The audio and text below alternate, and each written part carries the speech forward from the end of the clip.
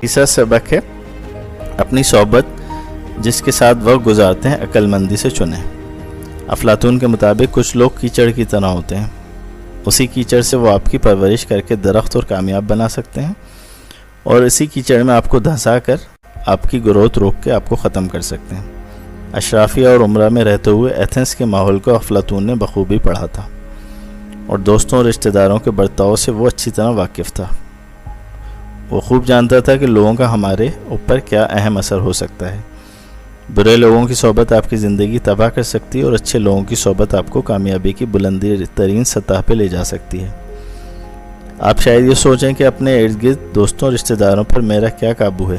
مثال کے طور پہ اگر آپ کی جاب میں آپ کو بار بار انہی لوگوں سے واسطہ پڑتا ہے جو وہاں کام کرتے ہیں، خراب لوگوں کو آپ نوکری سے نہیں نکال سکتے۔ آپ کو ایسا لائف پارٹنر یا والدین مل سکتے ہیں